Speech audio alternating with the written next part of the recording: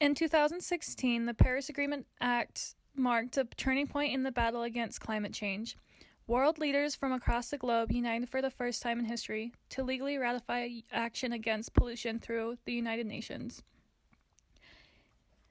It is within the United Nations Framework Convention on Climate Change dealing with greenhouse gases, emissions, mitigation, adaptation, and finance.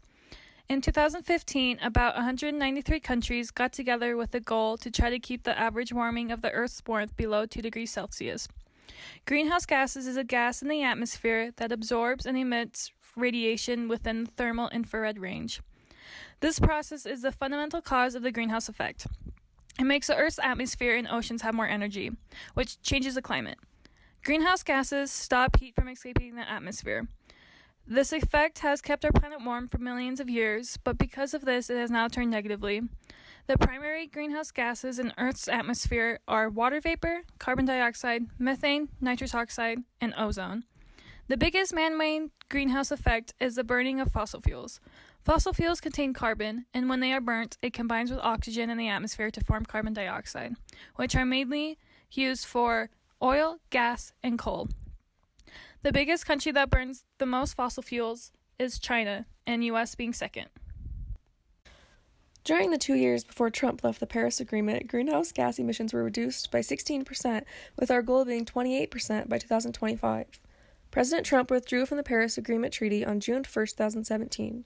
We were part of it since 2015. He believes it will worsen our economy. Trump stated, "It gives foreign bureaucrats control over how much energy we use right here in America." This is very untrue because the U.S. and every other party to the agreement has complete control over its own energy use, both the quantity and type. Each party sets its own targets and decides for itself how it would reach its self-determined goals. All are expected to make good faith efforts, but they do not have to reach their goals. Like we said before, the U.S. is the second biggest country for emitting greenhouse gases, and therefore should try to fix it. Our president also believes that climate change doesn't really exist because in the 1920s people believed the Earth was actually cooling. Scientists have proved him wrong yet again by having predictions in the past that are now occurring due to climate change, loss of sea ice, accelerated sea level rise, and longer, more intense heat waves. Climate change, or global warming, causes negative effects on the world. Glaciers have shrunk, ice on rivers and lakes are breaking up earlier, and it rains more. Because of this, 600 million people live in areas that are threatened with sea level rise. Majority of those people are also threatened by flooding and hurricanes. Even though global warming does not cause hurricanes, it makes them worse. Instead of having mild hurricanes, we get hurricane cyclones like Hurricane Harvey. The Hurricane Harvey was on August 25th, 2017 by Port O'Connor, Texas, as a Category 4 storm, which is the second biggest. Harvey is the strongest hurricane to impact Texas since 1961 and the first Category 4 storm to make landfall in the United States since Hurricane Charley. The cost of this hurricane was around $125 billion. Can you imagine how we could have helped the world with that money? The melting of the glaciers don't just affect us, they affect the animals too. Polar bears' diet are almost strictly seals and rely heavily on ice. Due to the climate change, the land has become iceless. The polar bears have a disadvantage to the seals and starve to death. They may become extinct in the future. Scientists of NASA have also predicted that climate change has the potential effects of more frequent wildfires and longer periods of drought where there is an abundance of water.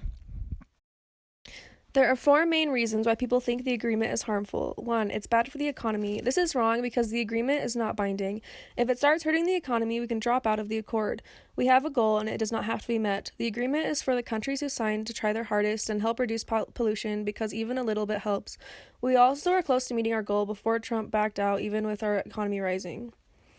2. The agreement wouldn't change anything. This is also wrong because if people see that climate change is a real issue, they will try and help to be a part of the change. By staying on the Paris Agreement, at least we are trying, and by leaving it, we are not. 3.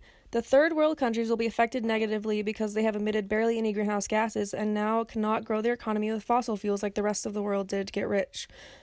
Bigger countries have given billions of money to aid countries to help them grow as an economy and not rely on fossil fuels to grow. 4. It is an overpopulation problem, not a greenhouse problem. Yes, overpopulation is a key factor to global warming, but because the human population has grown so fast in just this century, 1.6 billion to 6.1 billion during the course of a century, Our needs of fossil fuels have increased too. We cannot do much about overpopulation, but we can do something about how we live. This is how you can help. Be a vegetarian or just eat less meat. Livestock contributes 14.5% of all greenhouse gases emissions. Use less aerosol. Hairspray, Febreze, and spray paint all harm the environment. Ride your bike or just carpool. Transportation makes up 27% of all greenhouse gases.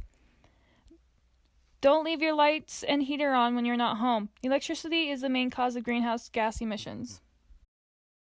If one country does not agree to try to stop using fossil fuels so much, they have an advantage with gaining more money over the other countries who are finding an alternative.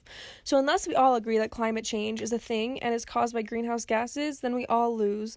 We all breathe the same air, and if one country still emits, then the rest of the world still breathes it. Sure, we rely on fossil fuels so heavily, but we also need to survive on a stable climate for farming, for food, and living. We all share this beautiful planet, and even though we have borders separating us and have wars with each other, doesn't change the fact that we all breathe the same air. The Earth may seem big to us, but it is rather too small to hold all of our gases. This agreement can unite us as a planet and be together about something for once. Thank you. Thank you for listening.